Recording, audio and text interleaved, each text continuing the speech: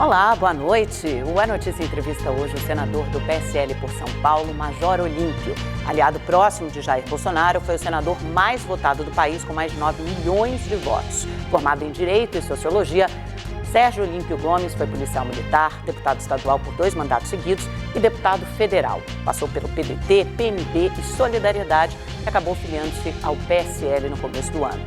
Presidente estadual do partido, senador eleito, né? Eu já fui falando senador, porque a gente já está com o olhar em 2019. Seja muito bem-vindo, senador. Obrigado por aceitar esse convite. Olha, sou eu quem agradeço, Amanda, a toda a Rede TV, e dizer que nós estamos muito felizes, não só com a eleição, mas com a possibilidade de implementar medidas que a população quer, espera e merece ter no país. Então, o senhor foi o senador mais votado do país na sua primeira disputa para essa vaga, para esse cargo do Senado. O que o senhor atribui à sua eleição? Essa onda Bolsonaro o elegeu? Logicamente, o fato de ser ligado ao Jair Bolsonaro, presidir o PSL no estado de São Paulo, foi a mola propulsora. Então, nós trabalhamos demais. No espaço de 6 meses, nós montamos o PSL no estado de São Paulo com uma chapa que acabou sendo bastante competitiva. Elegemos 10 deputados federais e 15 estaduais. Só em São Paulo, né? Eu tive 230 candidatos. E olha que nós assumimos o partido em março, próximo do limite da janela do 7 de abril. Então, foi uma corrida muito intensa, mas os candidatos participaram muito, foi uma coisa muito dinâmica. E a onda do novo, a expectativa, o Bolsonaro se tornou a esperança do povo brasileiro, a esperança da população do estado de São Paulo. E eu já vinha dentro da política de 3 mandatos, 2 de deputado estadual e 1 de deputado federal. Acabei E uma eleição para prefeito, né, em 2016. Um momento certo, né, e acabei encarnando também para a parte do eleitorado a figura de alguém junto ao Jair Bolsonaro, alguém que vai ajudar dentro desse processo. E isso acabou redundando em 9 milhões de votos, que nem no melhor dos sonhos eu imaginava ter. E é interessante porque as pesquisas não apontavam isso, né? As pesquisas apontavam, por exemplo, a eleição do Eduardo Suplicy em primeiro lugar, ele veio até caindo, né, nas semanas anteriores ao pleito, nos dias anteriores, mas não apontavam o senhor, e aí o senhor foi subindo. Mas foi, de fato, uma grande surpresa. Quando o senhor fala do PSL, que vocês montaram em São Paulo muito rápido, é porque o PSL, o controle trocou de mãos, né? No nível nacional também, Gustavo Bebiano assumiu, mas é um partido que já existe há 20 anos. No entanto, com essa onda Bolsonaro, vocês conseguiram eleger 52 deputados na Câmara Federal, 4 senadores. Como vocês conseguiram estruturar? Tem muita gente nova nesse partido também. Agora vocês vão precisar estruturar uma ideologia e alguma coisa mais consolidada para que o partido continue e não aconteça o que aconteceu, por exemplo, com o PRN de Fernando Collor em 89? Sem a menor dúvida, porque as pessoas no PSL, o PSL ele foi fundado pelo Luciano Bivar, que foi um sujeito, depois do Jair Bolsonaro, o maior vencedor dessas eleições, porque ele, presidente nacional do PSL, ele colocou o partido à disposição do Jair Bolsonaro para disputar as eleições, se afastou do comando, e colocou na direção e na executiva nacional o número de pessoas suficiente para que garantissem ao Jair Bolsonaro a certeza de disputar a eleição. Ou seja, só gente da confiança de Bolsonaro. Sim. E porque outros partidos, nós tínhamos aquele temor de que o partido aparentemente daria a legenda para o Jair Bolsonaro e depois negociaria, na pior forma e acepção da palavra negociar, para não dar a legenda para ele. O Bivar, ao contrário, ele foi transparente, abriu o partido. Aqui em São Paulo mesmo, eu assumi com a executiva provisória, com total autonomia. Agora, o que você disse é uma grande verdade. A primeira reunião que eu fiz com os deputados de São Paulo, federais e estaduais eleitos, reunindo os 25, eu fiz, olha gente, agora todo mundo levanta e se apresenta. Verdade. Porque vocês basicamente não se conheciam. Eu que fiz o registro das candidaturas, circulei o estado todo, eu conheço todos os que foram eleitos e os que disputaram a eleição. Eles não se conhecem entre si, porque simplesmente a grande maioria se filiou ao PSL. Quando o Jair Bolsonaro se filiou, 6 meses antes das eleições, e de várias origens. Alguns sem nunca ter tido filiação partidária, outros que vinham de outros partidos. Então, o que você disse é mais do que próprio. Agora, nós temos um partido que ele se tornou grande pelo volume de pessoas, mas agora nós entramos num processo de consolidação e de amadurecimento dos conteúdos programáticos do partido. Mas aí eu pergunto ao senhor, não há um risco de haver mais um partido como tantos outros, sem uma ideologia clara, quer dizer, reunir várias pessoas, como o senhor mesmo disse, de diferentes origens, às vezes até diferentes correntes partidárias, sob uma mesma legenda, uma mesma sigla?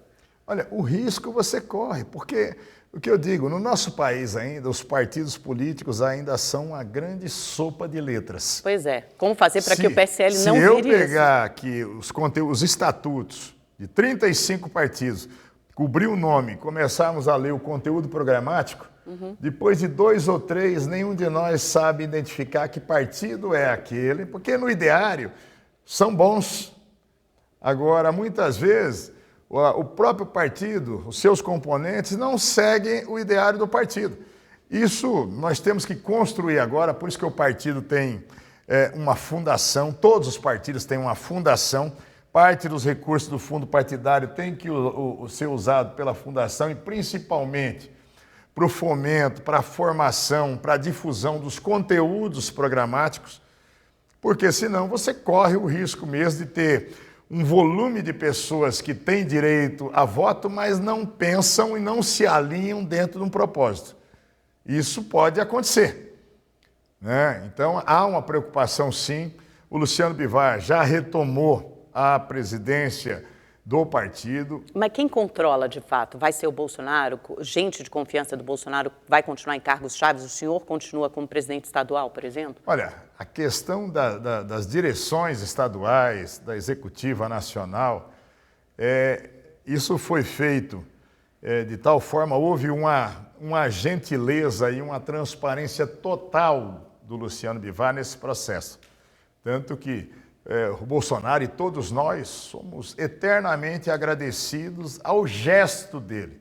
E, logicamente, após o processo eleitoral, a direção do partido volta, como já voltou formalmente, para o Luciano Bivar. Ele está afastado uma semana por causa de uma cirurgia e está se recuperando, e aí ele assume a presidência do partido. Mas ele está em perfeita sintonia com o Jair Bolsonaro, conosco. Agora, é uma questão pessoal.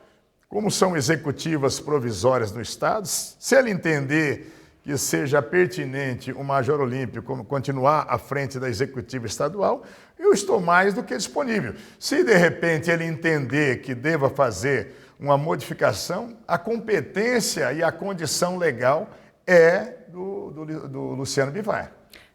Major, vamos falar um pouquinho sobre redes sociais, porque as redes sociais foram fundamentais na sua eleição. O senhor tinha pouquíssimo tempo de rádio e TV, foi uma campanha relativamente barata, né? A sua campanha para o Senado custou R$297 mil, aí fizeram as contas ali, dá o quê? Mais uma média de 3 centavos por voto, quer dizer, uma campanha muito barata para um cargo tão importante como senador da República. As redes sociais continuarão a ser a principal forma, meio de comunicação do governo Bolsonaro? Eu acredito que sim, porque o Bolsonaro ele acabou inovando e desmistificando tudo que estava no marketing político convencional até então. Ele não tinha nenhum marqueteiro formal, né? Todo mundo tinha seus grandes marqueteiros. O marqueteiro do Jair Bolsonaro é o Jair Bolsonaro.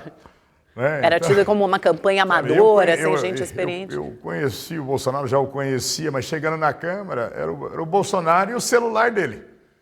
Depois o Bolsonaro, os filhos e o celular, depois alguns amigos. Vocês se conhecem bem há 4 anos, desde que começou o mandato para deputado federal? Eu já o conhecia quando era deputado estadual, ou até quando estava na ativa, que ele já era deputado, e sendo um deputado originário das Forças Armadas, alguém trabalhando muito em prol da Havia segurança uma afinidade, pública. né? Eu conhecia esporadicamente de alguns eventos, mas ele acabou inovando essa comunicação, conseguiu atrair muito as pessoas, e eu não tenho dúvida que ele vai ter a comunicação oficial de governo, mas as redes sociais, a população se acostumou a esperar a manifestação do Jair Bolsonaro, e ele também se acostumou a conversar com massas, às vezes com alguns milhões de pessoas, pelas suas redes. Hoje ele faz uma live e você tem alguns milhões de pessoas acompanhando. O senhor acha que será alguma coisa parecida com o governo Trump, por exemplo, que faz muitos anúncios pelo Twitter? O próprio Bolsonaro disse que fará o anúncio dos ministros dele pela Ele tem feito, e por uma condicionante. O fato dele estar em casa, em recuperação ainda das cirurgias decorrentes do atentado que sofreu, então a comunicação dele tem sido mais pelas redes sociais.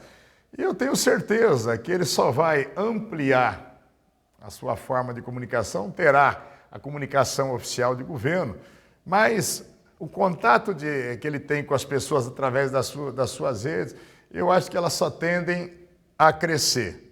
Qual será o papel da mídia tradicional? Porque logo depois de eleito, o presidente Jair Bolsonaro deu uma entrevista em que ele disse, voltou a criticar a Folha de São Paulo, disse que a imprensa que mente descaradamente não terá apoio do governo com publicidade. Na primeira coletiva ele excluiu a mídia impressa e a mídia estrangeira. Como é que a mídia tradicional vai se comportar nesse novo arranjo, nesse novo governo? Isso não pode ser entendido até como um freio à pluralidade de veículos, à liberdade de imprensa? Eu não vejo isso não, porque quem mais fala na defesa da liberdade para as pessoas, inclusive da liberdade de imprensa, é o próprio Jair Bolsonaro. Agora, eu entendo algumas manifestações dele, muitas vezes quem bate não se lembra, quem apanha se lembra sempre. Então, eu dou plenamente, acho que a maioria do povo brasileiro, o direito a ele de manifestar, nesse momento, o sofrimento dele em alguns momentos, por alguns mecanismos de mídia terem sido tendenciosos e terem causado graves prejuízos pessoais, familiares, tantas vezes, a ele. Eu entendo mais como um desabafo. A prática do dia a dia vai ser um tratamento igual para todos. Ele mesmo tem dito, não vou governar para aqueles que me elegeram. Nós vamos governar para todos os brasileiros. O senhor acha que na relação com a imprensa também será dessa forma, um tratamento igual? Eu não tenho dúvida que será. Sabe, o momento de algumas angústias passadas, né, eu dou a ele, como qualquer cidadão, o direito até de verbalizar. Mas eu tenho convicção que o tratamento dado à mídia, à liberdade de expressão, à livre imprensa, eu não tenho dúvida que ele vai ser um grande defensor e um impulsionador disso. Nesse momento, em relação a alguns veículos de comunicação, ele manifestou simplesmente a dor que sofreu por muito tempo. Senador, pelos anúncios feitos até agora, né, pelo governo eleito, as indicações para os Ministérios da Fazenda, com Paulo Guedes para o Ministério da Justiça, com o juiz Sérgio Moro, deixam claro que esse pretende ser um governo de ruptura, tanto na forma de fazer política como na economia, né, partindo por uma plataforma abertamente liberal. O senhor está na política há bastante tempo, né? 2 mandatos de deputado estadual, 12 anos. De mandato federal, exatamente, 12 anos. Isso é viável, mudar as regras do jogo, do toma lá, da cá, essa lógica da política que sobreviveu até hoje? É o melhor momento do mundo. Uma eleição com um presidente com quase 60 milhões de votos, um Congresso que foi trocado mais de 50%, o Senado, uma troca maior ainda. É um momento dessa ruptura do toma lá da cá, eu quero isso, eu quero aquilo outro, o partido tal, do porteira fechada, eu nomeio quem eu quero, faço o que quero. Ele está dizendo, e está falando e está praticando com nomeações técnicas, né, inquestionáveis em relação à qualidade das pessoas tanto no aspecto técnico quanto na história de vida.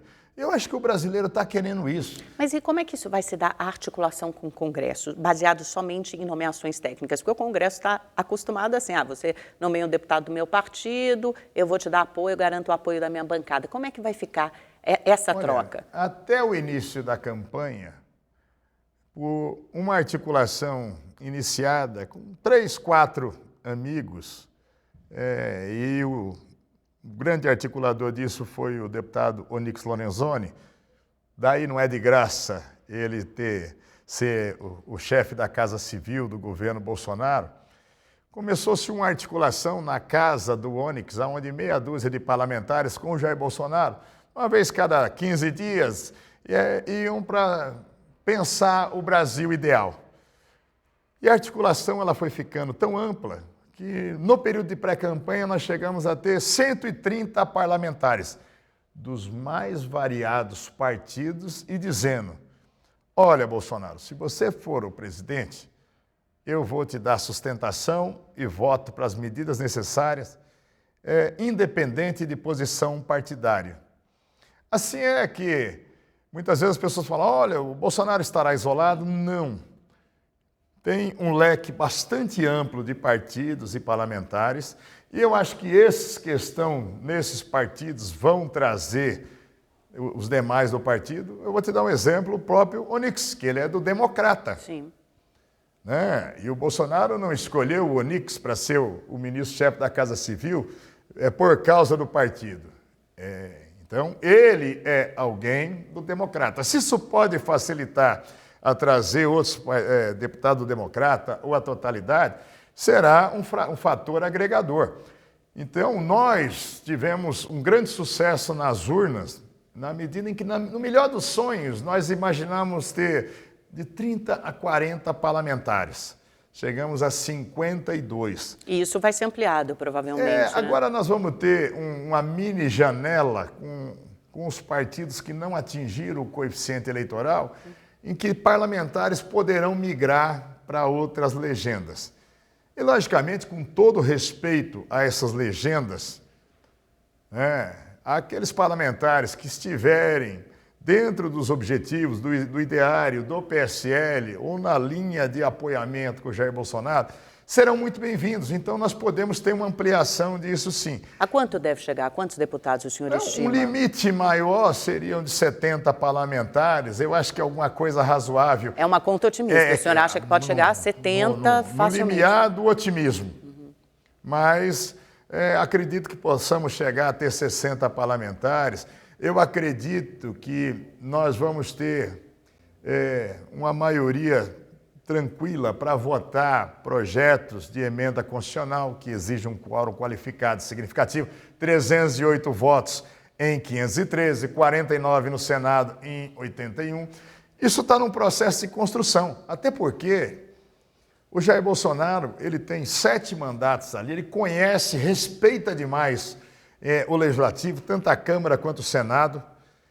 Ele vai conduzir com grande habilidade, que tem, às vezes as pessoas têm alguns preconceitos de imaginar, olha, o Bolsonaro é um cara de difícil relacionamento. Não, ao contrário. Dizem muito que ele é do baixo clero, que ele nunca ocupou cargos importantes na Câmara. E de fato isso é verdade, né? Presidir comissões, ele sempre se manifestou, teve muita opinião, até porque ele se tornou esse ícone para a população brasileira, porque foi um sujeito que em momentos mais críticos, primeiro, se manteve íntegro em relação a qualquer acusação de corrupção, de improbidade, e sempre teve a sua opinião. O que não significa que ele não consiga ter um ótimo relacionamento como tem com parlamentares de todas as bancadas. Então, eu não tenho dúvida que esses 130 parlamentares, inicialmente numa pré-campanha, agora com a eleição dos nossos parlamentares, nós éramos 8 deputados pelo PSL, sim, contando Jair Bolsonaro. Agora nós já temos 52 parlamentares. Então, eu acredito, e essa maioria... Quanto deve chegar essa bancada? Vamos tentar fazer uma conta, uma estimativa, senadora. Essa bancada de apoio ao Bolsonaro. Serão 130 nessa fase da pré-campanha. O senhor acredita que pode chegar a quantos deputados? Eu acredito que, num cenário pessimista, nós tenhamos ali 340 a 350 parlamentares que estarão dando sustentação ao governo. O suficiente para aprovar uma PEC. Um projeto de emenda constitucional. E devemos ter entre 55 a 60 senadores. Né? O que possibilita, sim, a votação dessas medidas que são importantes. Vocês vão contar com o PSDB, por exemplo? O senhor acha que vocês vão poder contar com o PSDB? Eu acredito, se não com grande parte do Centrão, se não com o partido integralmente, eu acredito que a maioria dos parlamentares, eles são tendentes a acompanharem mudanças que são necessárias para o nosso país. Então, nós estamos num momento de um rearranjo de posturas, inclusive dos próprios partidos. Nós estamos vendo um cenário da oposição, onde tem um pedaço da oposição dizendo eu serei oposição, mas eu não quero estar junto com o PT. O PPS, o PDT, algumas siglas, o próprio PCdoB. Mas devem votar contra o governo em muitos assuntos, né? Sim, tanto da pauta de moral e de costume, segurança pública e até PECs. Você vai vendo esse volume, nós teremos uma oposição aguerrida, né? E sabemos exatamente que será aguerrida, entretanto, ela mesma já está fragmentada. Então, e o senhor acha que isso enfraquece a oposição ao governo? Uma oposição fragmentada, com o PT de um lado... Não seria o enfraquece, fortalece uma posição para o governo Bolsonaro fazer as medidas que precisam ser feitas. Essa articulação, nos bastidores tem se falado muito que essa articulação pode se dar com as bancadas temáticas da casa, né? A bancada religiosa, a bancada da bala, da segurança pública, da agricultura. O senhor acha que essa articulação ela deve se dar protocolarmente, como sempre foi feita, com os partidos, para ter o apoio dos partidos ou das bancadas? Um misto disso. Eu tenho certeza que o próprio Jair Bolsonaro, o Onyx Lorenzoni, respeitosos como são com as lideranças políticas, com os partidos, vai se construir isso. Né? Logicamente, as comissões temáticas, seja da agricultura, que há uma grande identificação do Jair Bolsonaro com o agronegócio, com a segurança que ele sempre participou, a chamada bancada religiosa, porque lá até brincam com a gente, né? BBB, boi, bala e Bíblia, né? Que acabam tendo um número bastante significativo de deputados e de deputados que muitas vezes compõem os três segmentos.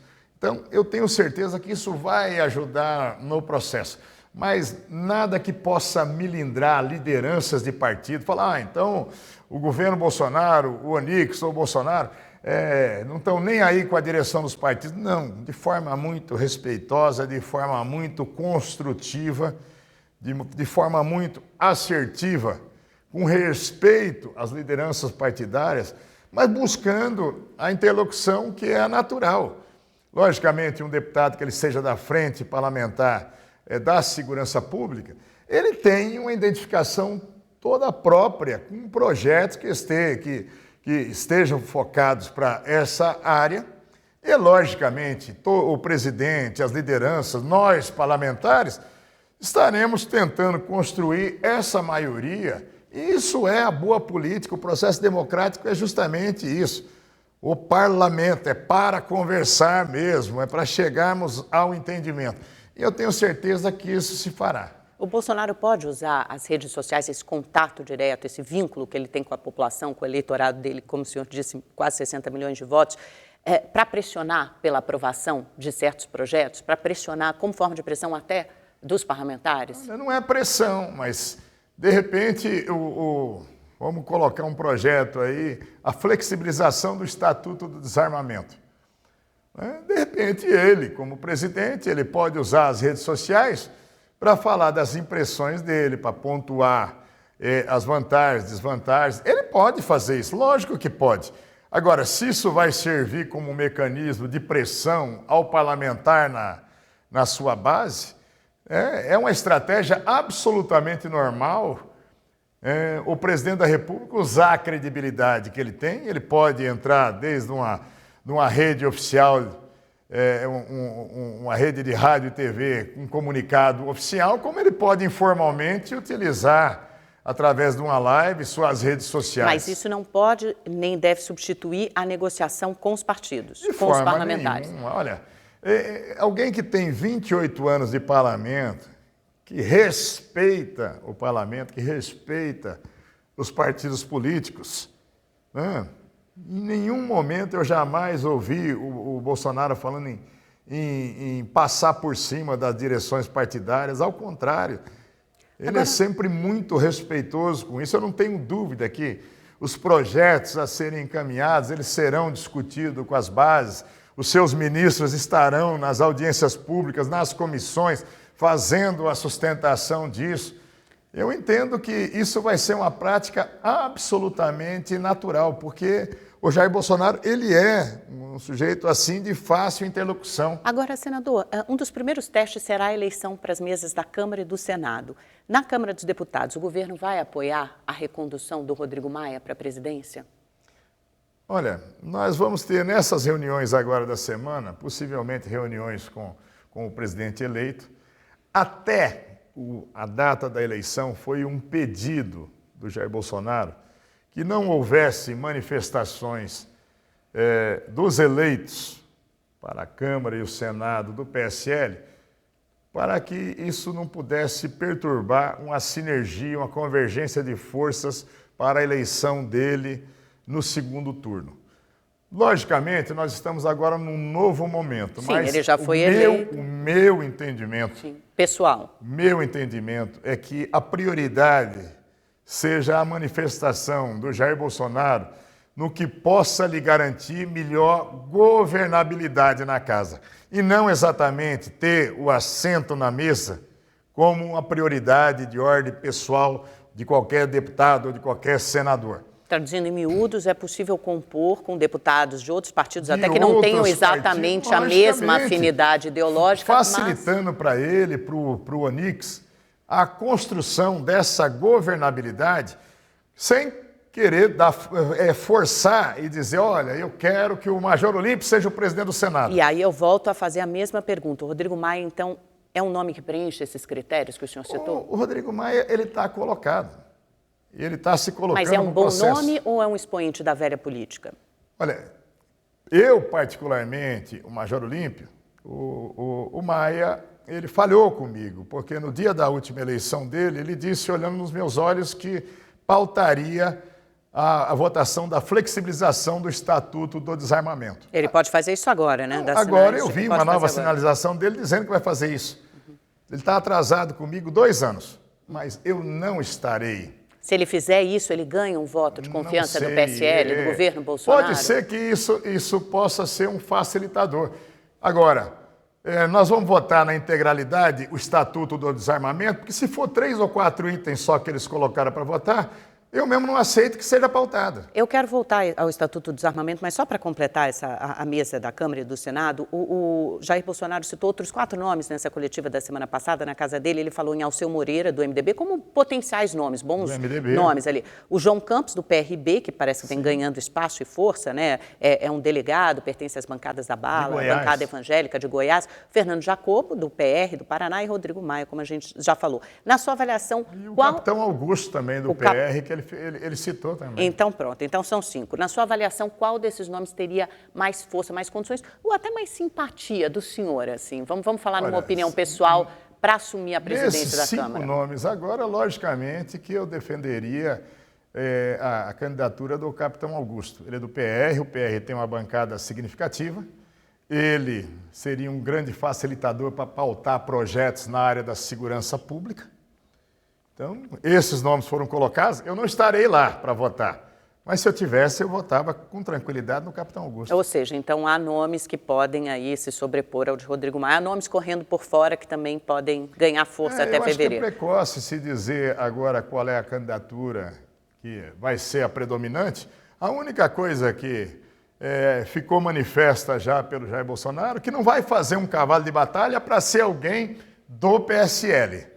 O PSL está fora do páreo, né? Não significa que esteja fora. De repente, dentro de uma composição, o Luciano Bivar, presidente nacional do partido. Ele já se colocou, né? Mas se de repente outros líderes partidários, outros segmentos, comecem a vislumbrar nele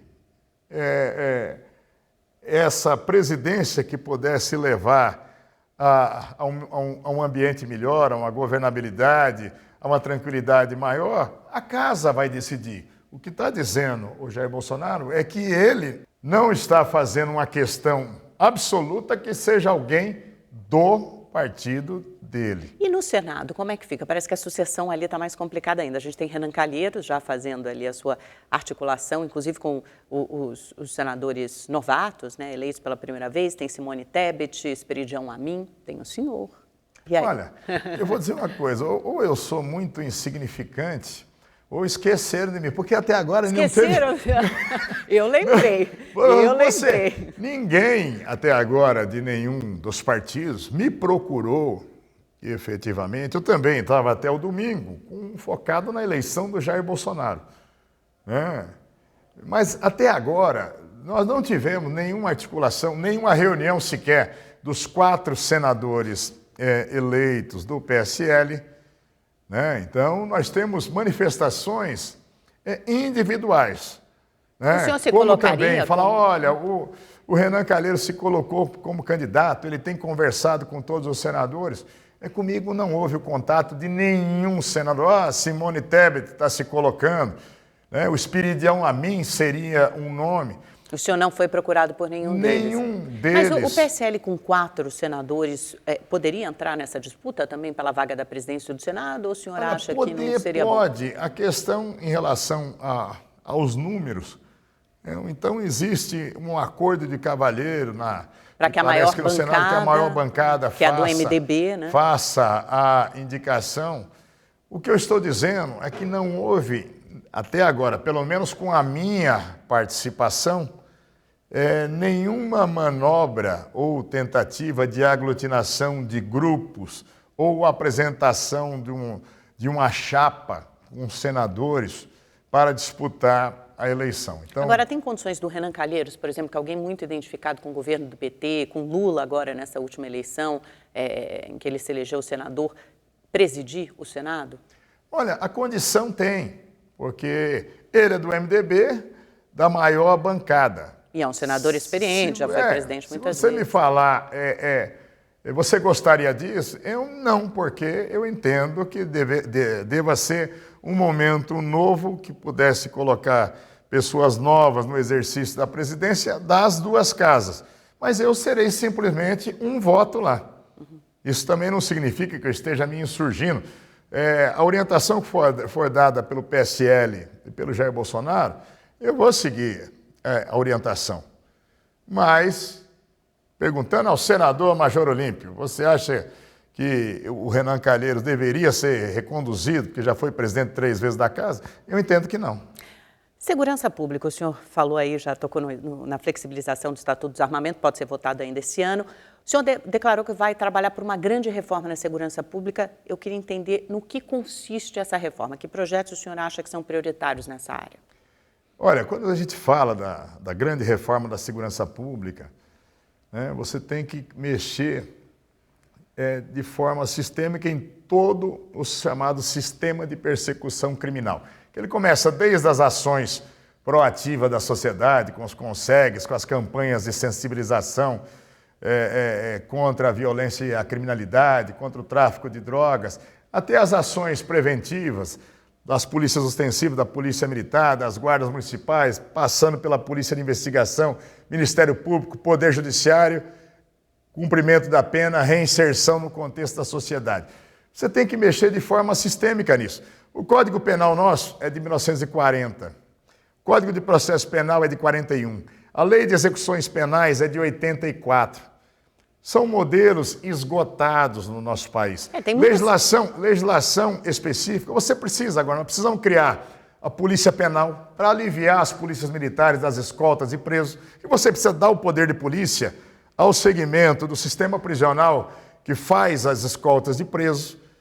Você tem que partir na direção de alteração da legislação, por exemplo, a redução da maioridade penal, a flexibilização do Estatuto do Desarmamento. Redução para quanto? Porque já foi discutido. O senhor já chegou a definir, acho que 12 anos, foi o senhor que definiu? Não, a minha emenda, que foi derrotada na Câmara, falava a partir dos 12 anos. Por quê? O Estatuto da Criança e do Adolescente estabelece uma diferença de criança até os 12, dos 12 aos 18, adolescente.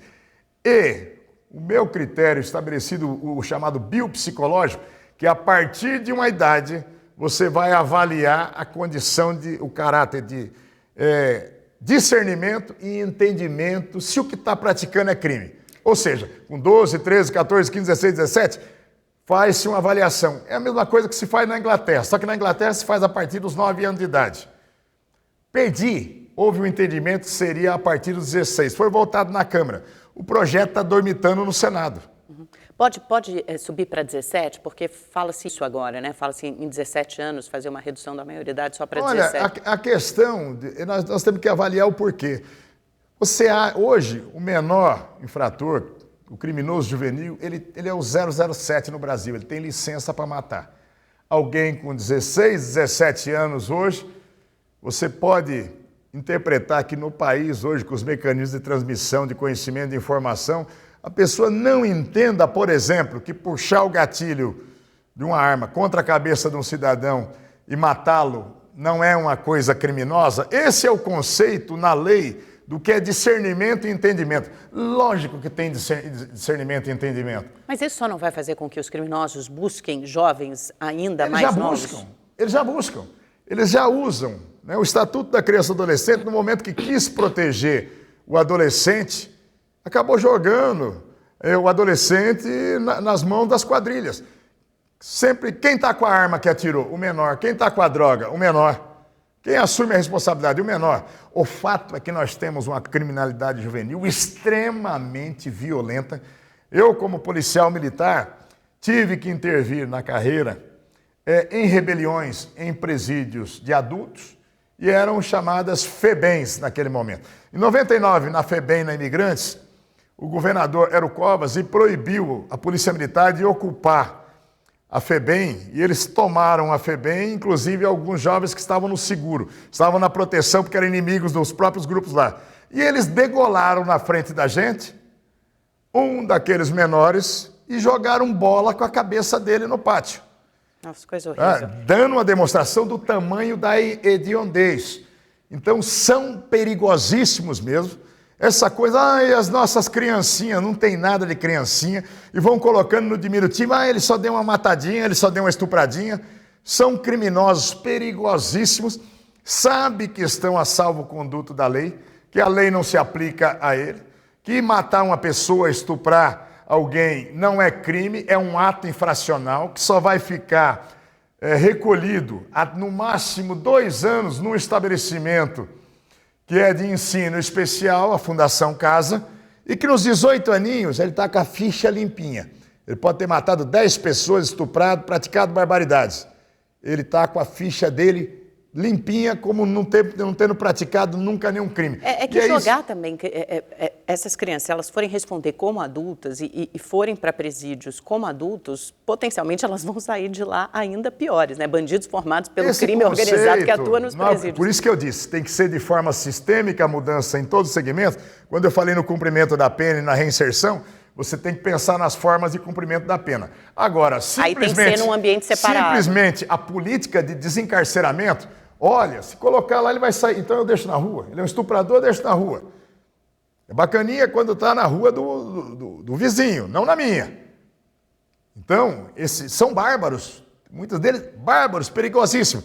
Ou eu confino, não estamos dizendo que não tenha o estabelecimento especial para o cumprimento da pena desses criminosos.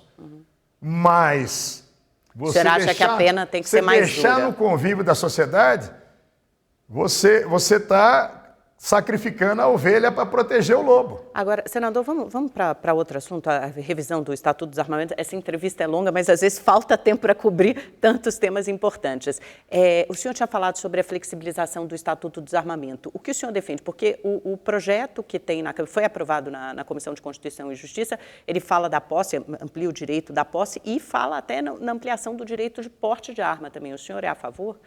Tanto da posse, que é guardar em casa, tem em casa, como do porte? Da posse e do porte. Eu defendo a legítima defesa pelo cidadão de bem. Foi uma grande hipocrisia na legislação, que a população já rejeitou quando fez o referendo. O próprio Estatuto do Desarmamento acabou prevendo um referendo, se a população concordava ou não com o comércio de armas e munições no Brasil. Foi feito esse referendo e nós ganhamos de 64,9%. A população, a esmagadora maioria da população brasileira diz: governo é que não está querendo cumprir hoje.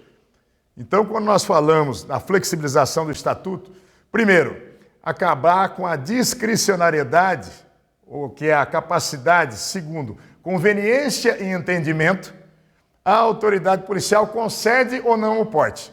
Então, por maior que seja a sua necessidade, ficou vago. E como a Polícia Federal está subordinada ao governo, o governo até então disse: olha, eu não quero que dê o porte de armas para ninguém. Não está proibido o porte, mas ninguém consegue. Mas não é complicado? Não coloca a vida das pessoas em risco, potencialmente ter alguém ao seu lado no trânsito, por exemplo, com porte de arma armada? Você não vai saber quem está do teu lado, se está armado ou não. As armas que estão envolvidas em crimes, a grande esmagadora maioria, são armas clandestinas. Quem está com armas para atacar terceiros são criminosos. O que nós fizemos... Mas sempre tem o nervosinho do trânsito. Mas olha, tem uma briga de rua. Isso é insignificante, eu te digo, não tem registros, como não tinha quando existia a possibilidade do porte, de pessoas que têm a sua arma registrada, têm o seu porte, têm habilidade, está envolvido em crimes.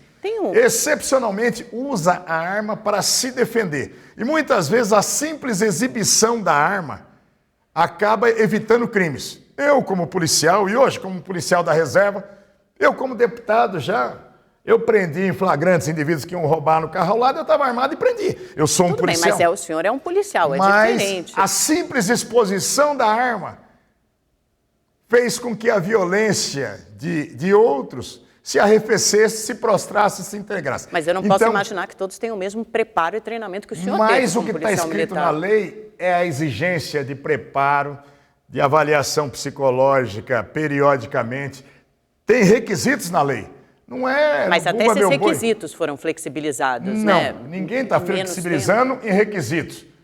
Né? Agora, o que nós queremos que se altere, não só, ali está falando no porte rural, você pegar regiões, mesmo no estado de São Paulo, você tem regiões onde o indivíduo tem uma propriedade rural que ele está a 40, 50 quilômetros de um núcleo urbano onde possa ter o arremedo de ter uma viatura policial. Mas ali é posse de arma, né? Quer dizer, esse sujeito guardar em casa nas suas áreas específicas. Mas nós queremos como um todo que se mexa nesse estatuto, flexibilizando, dando a condição do porte, sim.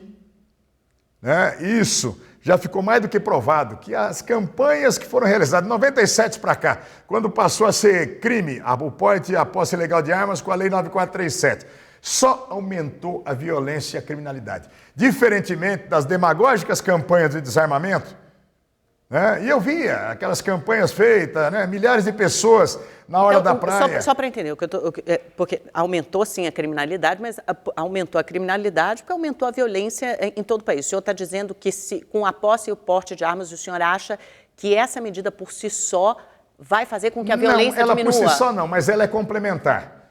Pode ter certeza, a única coisa que nós fizemos com a atual lei brasileira, nós demos a certeza para o criminoso que ele pode molestar quem quiser, ele pode entrar na casa de quem quiser, ele pode abordar quem quiser nas ruas, que se não for uma rara exceção de ser uma das categorias especiais, de militares, de policiais, de juízes, promotores, 99,9% da população vai ser uma presa fácil e desarmada. Nós só demos a certeza para o criminoso e colocamos o cidadão mais fragilizado ainda. Então, eu não tenho a menor dúvida que uma das medidas para garantir a defesa da população é flexibilizar, sim, o Estatuto do Desarmamento. Passa ainda esse ano, o senhor acha que tem condições de votar o Estatuto do Desarmamento? E quantos votos o senhor imagina que tenha na Câmara? Hoje, eu não vejo, de fato, a condição de ser votado. O senhor acha que tem que esperar até o ano que vem, então, com o novo governo? Eu, hoje, não sei qual será a orientação do governo ou do governo que virá. Hoje, a minha visão é que simplesmente tentar votar 3 ou 4 medidas do que está ali no projeto e que não contemplam a sociedade como um todo, vai tirar a legitimidade de votar o projeto como um todo o ano que vem. Então, se depender de mim... Espera o governo Bolsonaro a partir do 1º de janeiro para a gente discutir. Senador, preciso pedir licença um minutinho, a gente vai para um rápido intervalo, a gente volta, vamos falar rapidamente de reforma da Previdência e também sobre a nomeação do juiz Sérgio Moro para a Justiça. Não sai daí. Olá, a notícia está de volta com o senador eleito pelo PSL de São Paulo, Major Olímpio, aliado próximo a Jair Bolsonaro. Major, o senhor acha que tem uma reunião do Bolsonaro com o presidente Temer nessa semana, na quarta-feira em Brasília? Provavelmente eles vão discutir a viabilidade de se aprovar a reforma da Previdência ainda este ano. O que o senhor acha? Olha, com o atual projeto, o atual relatório da PEC 287, eu não vejo a condição da aprovação dela. Porque não tem voto ou porque a reforma é ruim? Não terá voto porque a reforma é ruim, o que está contido ali. O Paulo Guedes gosta, sempre apoia a reforma, pelo menos. Quer fazer uma ainda mais ambiciosa, mas apoia essa. Olha, a que tem, eu conheço um pouquinho a casa. O senhor estava lá. Eu não serei um político me metendo a falar de economia. Ele já deu essa bronca também no Onix. Mas eu vou ser um político falando de política. Do pouco que eu conheço o Congresso, do muito que eu conheço no relatório da PEC 287, porque eu fui dessa comissão, conheço com profundidade o projeto está ali. Tentar votá-lo agora será uma grande derrota. Agora, tecnicamente, ainda existe a possibilidade de alterar esse relatório da PEC 287 com emendas de plenário, precisaria de um amplo acordo. E eu não vejo tempo hábil para se construir isso. Nós já estamos na primeira semana de novembro, né? E no máximo até o dia 18 de dezembro deve encerrar os trabalhos da Câmara Federal e do Senado. Então, do pouco que eu conheço, a parte política, não estou falando da parte econômica, eu não vejo viabilidade de se pautar e votar. Da parte econômica, então, do Paulo Guedes, o que o senhor sabe sobre a reforma da Previdência que ele quer apresentar? Porque ele falou muito sobre esse regime de capitalização que outros economistas dizem que é inviável, porque seria muito caro, né, essa troca do atual sistema de repartição para a entrada no sistema de capitalização. Ele também está analisando propostas, contribuições do Armínio Fraga, com Paulo Tafner, propostas ainda mais ambiciosas que a atual. Quer dizer, foi tão difícil discutir, tentar aprovar e não conseguiram a atual reforma da Previdência. Haverá espaço para uma reforma ainda mais ambiciosa? Eu acredito que tem muito espaço para boas ideias, tanto que você mesmo manifestou. Tem várias propostas ou várias ideias que estão convergindo ainda para estudos do Paulo Guedes e da equipe. Eu falo em cima da proposta que foi colocada, a PEC 287, da forma que ela foi colocada, que ela seria rejeitada muito facilmente. E eu digo isso, e eu estou afirmando, por exemplo, para você, a intervenção no Rio de Janeiro não foi porque a população estava sem segurança, não. Foi porque o governo usou como uma manobra para não votar mais PEC, porque senão seria uma derrota do governo flagrosa em relação à PEC 287. Qual é a maior resistência? A idade mínima? O conjunto delas, né? Tirar benefícios de quem está na prestação continuada, idosos e deficientes físicos. Mas isso já foi ajustado, né? No texto revisado. Você ter ali isso fora, foi mantido, BPC. Você ter ali fora categorias essenciais e fundamentais que correm grande risco e vulnerabilidade, por exemplo, os agentes penitenciários e os guardas municipais, tá? Não estão ali contemplados como categorias especiais.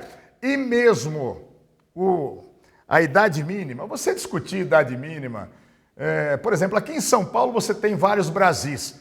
Você tem aqui Moema, Santana, Pinheiros, onde a idade média do brasileiro está em 82 anos de idade. Você tem Jardim Ângela, Capão Redondo, onde você tem a idade média do brasileiro de 62 anos de idade. Então, não se aprofundou nessa questão da discussão de como é que seria a idade mínima. O próprio Jair Bolsonaro falou de uma flexibilização ano a ano. É possível se fazer construção. A política e a boa política, ela pode gerar a esse encontro de ideias. Eu só estou dizendo que aquele relatório da PEC 287, se colocado lá quando foi feita a intervenção no começo do ano, não passaria, como se colocar agora, não passa do mesmo jeito. Agora, quais são ou quais seriam alterações que nesse momento, ou Paulo Guedes ou Bolsonaro, encareceriam ao governo que aí está, ou Temer, ou as lideranças para se colocar? Não existe um texto desse fechado. Agora, eu estou falando sobre a minha experiência da Câmara e o 287 como ele está. Sim, e uma observação, porque a idade mínima é o eixo central, acho que de qualquer reforma da Previdência séria e mais audaciosa. E eu vejo que há no seu próprio discurso, e o senhor é alguém muito próximo ao Jair Bolsonaro, do partido dele, do PSL, e ainda há uma resistência a aprovar a reforma da Previdência. Haverá uma resistência às reformas liberais? Porque eu vejo que na área de moral, costume e segurança pública, talvez ele tenha a maioria. Agora, eu imagino se haverá essa maioria quando o assunto forem os projetos liberais, como a reforma da Previdência, a reforma tributária, que são as reformas necessárias. Não, eu acredito que vai avançar, sim, nós vamos ter uma reforma da Previdência. Porque o senhor votou contra a PEC do teto de gastos, né? Contra a reforma trabalhista. A justificativa na PEC do teto de gastos é muito prático para o cidadão entender, tanto que o próprio presidente Temer tem falado já de se modificar o limite de 20 anos para isso, porque naquele momento, só para as pessoas entenderem, quando você fala, vota a PEC, o teto de gastos, olha, você não pode gastar mais do que você ganha, é o óbvio. Mas você não pode aumentar áreas fundamentais do Estado, vamos dizer, se precisar fazer uma lava-jato por Estado, você precisar aumentar o efetivo da Polícia Federal, o efetivo do Ministério Público, você não pode por causa da PEC do teto de gastos. Você não pode. Então, se aumentar, se nós tivermos determinado tipo de moléstia grave no país que possa comprometer a vida de milhares ou de milhões de pessoas, você não pode aumentar os gastos em relação à saúde. Então, a minha explicação em cima disso foi mais do que lógica. Em relação à Previdência, todos nós temos que buscar um equilíbrio, sim, nós vamos ter que fazer uma reforma. Mas vai ser difícil, isso que eu quero saber.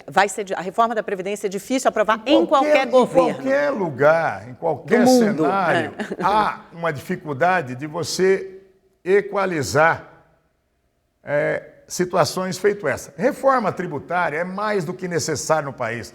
Uma reforma política ela é mais do que necessária no país. Nós estamos mais do que abertos a transformações. O senhor acha que o Bolsonaro acabaria com a reeleição, como ele já disse no discurso em campanha? Olha, o Bolsonaro é um sujeito tão desapegado com o poder e com as coisas.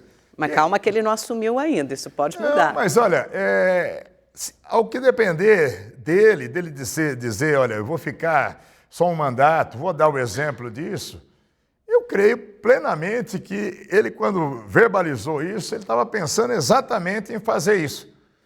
O senhor acha que ele pode ficar um mandato só e acabar com a reeleição? Pode, mas eu entendo, olha, ele fazendo um mandato excepcional. Né? Nós, representando da população, podemos dizer a ele não. Fique mais um, fique Entendeu? mais um pouco. Agora... Então, ele não combinou nada disso com a gente, é uma manifestação pessoal dele e demonstra justamente o desapego que ele tem a cargo. Senador, rapidamente sobre o juiz Sérgio Moro, que o nosso tempo está acabando, o anúncio para o Moro no Ministério da Justiça foi considerado um gol político do Bolsonaro. Mas o que mais se ouviu em Brasília também naquele dia e nos dias subsequentes era nunca contrate alguém que não se pode demitir. O que o senhor acha? Eu entendo que o Bolsonaro pegou para o Ministério, e um Ministério com essa complexidade da segurança, o melhor quadro que poderia ter. Uma figura inabalável, um grande currículo. Né? Eu até estranhei ele ter aceito, porque ele acabou abrindo mão de toda a carreira dele na magistratura, que já é brilhante. E ele está empenhando todo o prestígio pessoal dele num governo que é uma aposta, agora, um governo que vai se iniciar. Como um recado, né?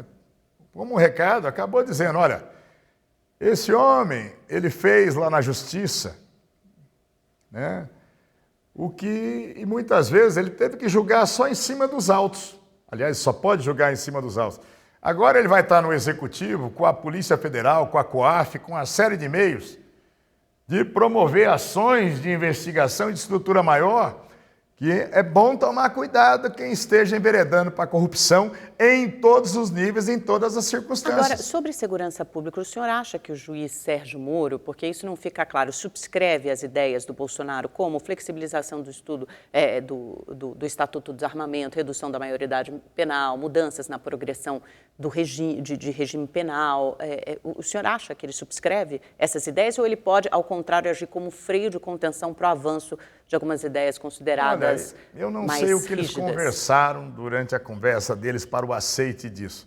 Mas conteúdos que estejam no programa de governo do Bolsonaro, eu entendo que no momento do aceite ele está aquecendo e tomando para si também a defesa do programa. Uhum. Vamos para o nosso pinga-fogo, senador. Ditadura militar. Para mim ela não existiu no Brasil. Eu acho que houve uma contra-revolução realmente e nós tivemos um momento em que os militares foram obrigados a ocupar o espaço para que nós não perdêssemos o Brasil. PT? Nem para prefixo de aeronave. PSDB? Eu disse sempre, eu não alimento meu carrasco. Quem destruiu os servidores públicos, os policiais no estado de São Paulo, eu quero distância. João Dória? Governador de São Paulo. Fernando Haddad? Não existe.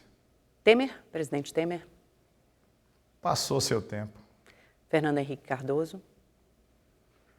Só tenho impressões negativas, um senhor falando em descriminalização das drogas. Lula? Bandido na cadeia. Bolsonaro? Esperança. Um livro? Isso que o senhor gosta ou que esteja lendo? O Líder. Um filme? Não citaria. Não se recorda de nenhum agora. Um lema de vida? Aprendi a vencer e a perder, desistir nunca. Major Olímpio? Um cara sonhador. Muito obrigada, senador. Foi ótimo conversar com o senhor durante essa 1 hora de entrevista. Volte sempre. Eu que teremos muito o que conversar nos próximos 4 anos do governo Bolsonaro. Obrigada a você também pela sua audiência, pela sua companhia. Até essa hora, a gente se encontra segunda-feira que vem. Tchau, tchau. Boa semana. Até lá.